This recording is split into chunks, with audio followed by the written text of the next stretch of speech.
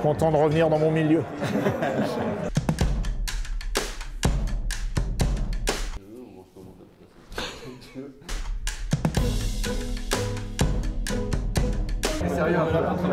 On est bon.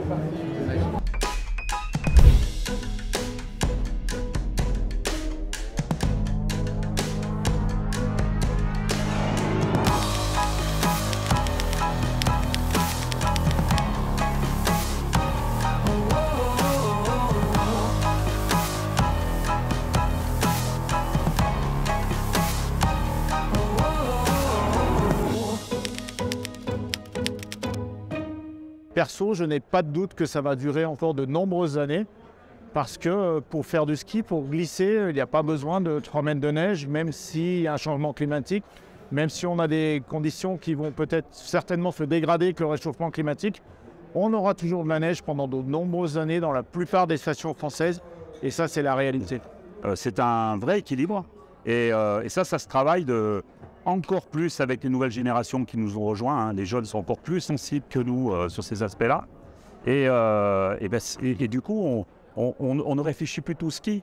On réfléchit sur d'autres activités, sur simplement le bien-être en montagne. Hein. Respirer l'air frais, l'air pur, se balader, profiter des paysages. Voilà. Donc ça c'est un équilibre qu'on recherche et que toute la montagne française doit rechercher. Sans le ski, ça ne sera pas avant 40 ou 50 ans, pour certains. Et puis la montagne, elle ne sera jamais finie. La montagne, elle existait avant qu'il y ait le ski, puis il y a eu une industrie. Aujourd'hui, il y a des gens qui y habitent. La montagne, elle ne sera jamais finie, elle va se transformer. Après, il ne faut pas se voiler la face. C'est-à-dire que depuis 20 ans, on a commencé d'imaginer que le VTT allait remplacer le ski. C'est-à-dire qu'on attendait une activité de remplacement pour le ski si un jour il n'y a plus de ski. Ça ne marche pas. Je pense que l'État a sa place. Je pense qu'il y a des commissions parlementaires qui peuvent se mettre en place aussi pour... J'en parlais avec un élu il y a quelques jours encore. Je reviens aux Açores Valléens. Il y a eu des financements pour des projets, des aides d'État. C'est tout à fait le genre de projet qui remplissent totalement l'intérêt de la mobilité verte, de baisser le carbone. Donc il pourrait y avoir des plans. Je pense que ça fait partie soit d'un plan de relance, soit de France 2030. Il faut appeler un chat un chat. On a fait un plan avenir montagne en 2021, 3 axes, 14 mesures. Je ne vais pas dire 14 mesurettes, mais on est sur des mesures qui sont hallucinantes. On est sur des éléments qui sont obsolètes, on n'est pas à la hauteur des enjeux.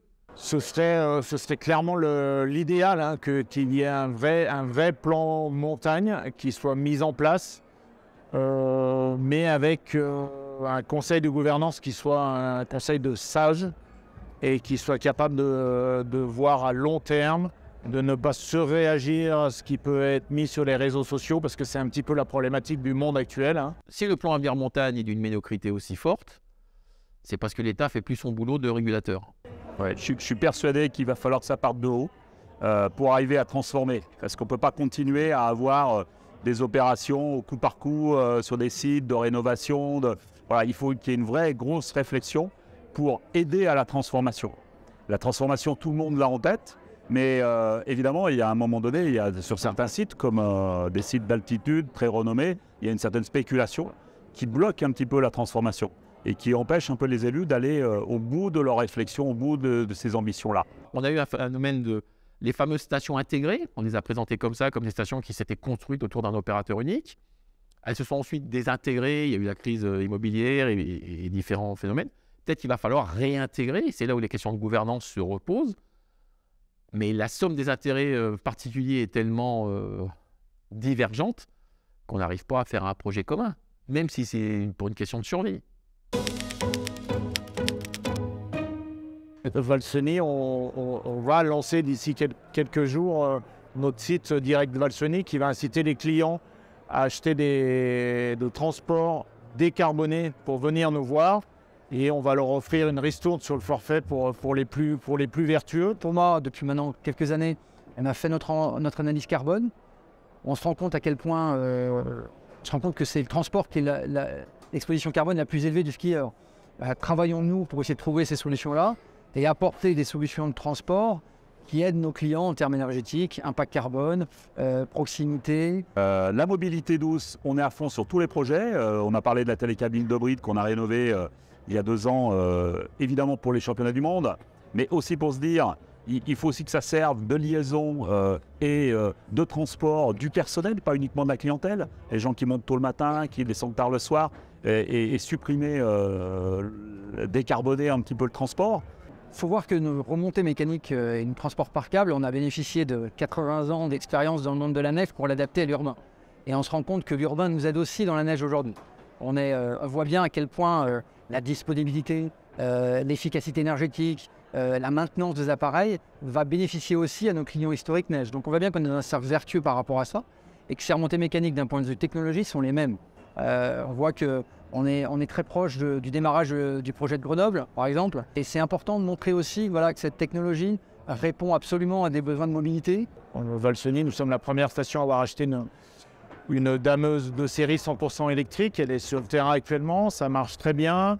On peut très bien imaginer que nos navettes, pour amener nos clients de la gare jusqu'en station et se déplacer dans la station, fonctionneront en l'hydrogène. Et là, on aura quand même passé un grand cap. Et la sensibilité est là. Peut-être ce qui manque pour moi, c'est encore une fois de confirmer des vérités et d'avoir un verbatim qui est clair. Un lac, à un moment de retenue, à un moment donné, cette eau, elle se relâche dans la rivière au bon moment où il faut aussi. Elle n'est pas en train de consommer, il n'y a pas d'adjuvant. Remettre des choses claires, des vérités. L'opinion publique, mais surtout les médias, surréagissent à certaines images. Et en fait, dans la réalité, et on le voit lors de ces championnats du monde, le ski procure des émotions, nous permet de diffuser des images d'un sport de glisse, d'un sport que les clients adorent. J'entends trop souvent qu'on oppose les domaines skiables à l'amour de la montagne. C'est pas vrai. J'aime être en montagne, j'aime être seul en montagne aussi pour me rendre compte à quel point je suis tout petit par rapport à cette immensité, que ce soit dans la neige ou hors neige. Soyons combatifs dans nos arguments, soyons combatifs maintenant pour justement faire progresser le débat et éviter de s'opposer sur des inepties ou quelquefois des fausses réalités. On suit que ce soit la flore, la faune, l'eau, les paysages aussi. Donc on a ce souci, même en tant qu'aménageur, parce que moi je suis profondément un aménageur, mais qui a toujours tenu compte un petit peu de cet environnement, parce que c'est l'environnement dans lequel on vit, c'est dans l'environnement où on souhaite que nos enfants vivent dans l'avenir. Et c'est une montagne qu'on souhaite justement vivante et attractive, dans laquelle on ne peut pas opposer l'économie à l'environnement. C'est un tout. La première chose, c'est l'accessibilité pour les gens qui travaillent à la montagne. Parce que les jeunes de nos villages, ils n'arrivent plus forcément à se loger ici. Et ce qui les fait vibrer, ce qui les fait vraiment, c'est de vivre dans leur village, dans leur station. Ce n'est pas d'aller vivre en fond de vallée pour monter travailler dans la station. On est toujours sur de l'aide fiscale pour l'achat du neuf. C'est un truc de fou. Et là, à mon avis, il y a un vrai souci. Mais il est vrai que les gens continuent d'acheter. Et quand on est sur des montants à 28 000 euros le mètre carré comme à Val d'Isère, on se demande à quel moment ça va s'arrêter. Les stations qui font le choix uniquement du très haut de gamme, mais on se rend compte très vite qu'on a une chute des journées skieurs, on a une baisse très rapide. Et du coup, ça pose vraiment le souci de pouvoir maintenir l'outil industriel domaine skiable, et voire même empêche presque de se projeter sur la transformation. Il faut qu'on ait toute la panoplie, c'est-à-dire du 2 étoiles au 5 étoiles luxe. On est toujours en train de comparer les Autrichiens en oubliant qu'ils ont moitié moins de lits touristiques que nous. Ils ont moitié moins de lits touristiques. Alors on est à 1000. Moi, les données que j'ai récupérées sur Eurostat nous montrent qu'ils sont à peu près à 1 million de lits. Dans 1 million de lits, c'est l'Autriche. Donc, ce n'est pas que les stations, parce qu'on n'arrive pas à affiner. Nous, on est à 2 400 000. On en a 50% qui sont des lits froids, donc on utilise moins de 3 semaines par an. On continue de construire, ce qui n'a aucun sens. On fait une saison d'anthologie en 2022 à 69% de remplissage. En moyenne, on a de la marge. On a de la marge, ou alors c'est un indicateur pour dire que notre modèle ne correspond pas. La solution, ça va être que ce que certains ont déjà commencé de faire, c'est-à-dire investir, reprendre de l'immobilier. La CDA l'a fait avec l'opérateur MMV, de manière à contrôler l'intégralité du produit, c'est-à-dire pouvoir faire le package, remontée mécanique, hébergement. C'est une transition. On s'adapte. On est encore une fois, je pense, au niveau européen, au niveau français, leader par rapport à d'autres endroits du monde qui ne sont pas encore dans cette sensibilité. Tout va bien. Je pense souvent à l'image du Titanic, hein, on est sur le Titanic et je pense qu'on est un petit peu dans un moment où on s'amuse à percuter les icebergs, on dit regardez comme on est fort, on arrive à tenir. C'est un vrai équilibre et ça se travaille encore plus avec les nouvelles générations qui nous ont rejoints. Hein. Les jeunes sont encore plus sensibles que nous sur ces aspects-là.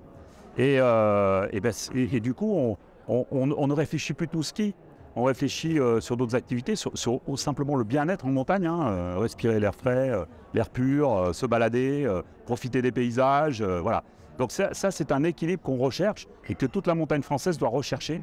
Il y a beaucoup d'exemples où c'est un renoncement, mais c'est un renoncement, on va dire, calculé. D'ici 10 ou 15 ans, on risque d'être sur un rythme, ou peut-être 20 ans, hein, on risque d'être sur un rythme où on aura une année avec de la neige sur 5. C'est hyper angoissant. Pour certains, c'est traumatisant, ça nous empêche aussi de réagir. On est un peu comme les lapins dans les phares de la voiture, là. Qu'est-ce qu'on fait ? L'adaptabilité, on va dire que le monde de la montagne est dedans depuis très longtemps. Hein. On a adapté nos savoir-faire, je dirais presque qu'on est un peu les agriculteurs de la montagne hein, aujourd'hui. Et on est tout le temps dans la finesse, hein, l'adaptation, on n'est jamais dans des surproductions, on est tout le temps dans une vraie gestion de cette montagne. Il y a énormément de choses qui sont faites depuis des années, et ça c'est un fait, hein, malgré ce que peuvent dire nos détracteurs. Beaucoup de choses sont faites, la diversification ça existe depuis de nombreuses années. À nous bien entendu de continuer à structurer cette diversification, à structurer l'offre client avec du ski, de la glisse, parce que c'est ce qui plaît avant tout quand on vient en vacances l'hiver à la montagne, mais pas que. La transition se fait que s'il y a encore une économie, que si on arrive à faire les projets.